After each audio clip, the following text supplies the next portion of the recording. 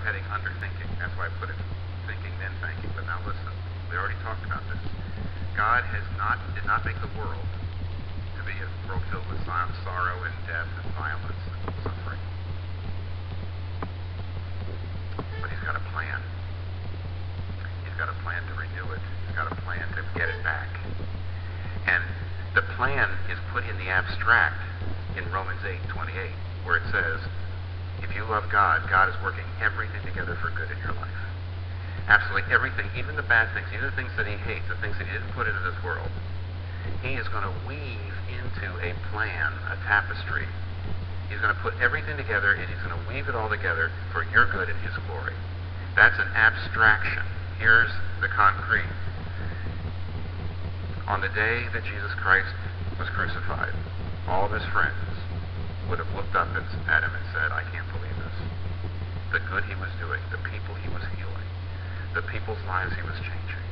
I can't believe this happened. I can't believe that these charges were trumped up. I can't believe they're doing this. And you would have said, I can't believe that God could bring anything good out of this.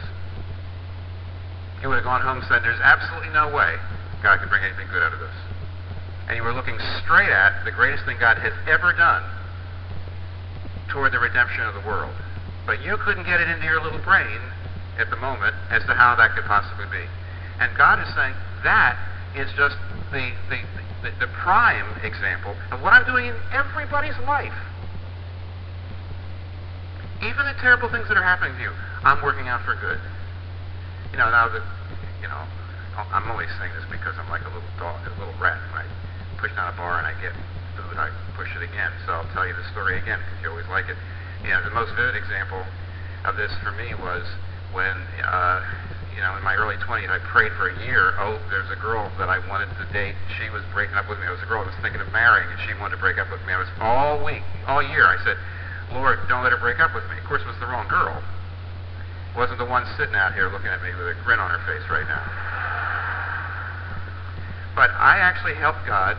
I did what I could to help God with the prayer. Because she was that one summer near the very end of the relationship, she was working at a resort for the summer in Poconos, and I got a job as a short order cook at the same resort. I was saying, Lord, I'm making this as easy as possible for you. I've asked for this prayer, and I'm just, I'm taking the distance down everything. But I look back at it, God will say, my son, when a child of mine makes a request, I always give that person what he or she would have asked for if they knew everything I know. Do you believe that? To the degree you believe that, you're going to have peace. And if you don't believe it, you don't have peace. And whose fault is that? Is it God's? See?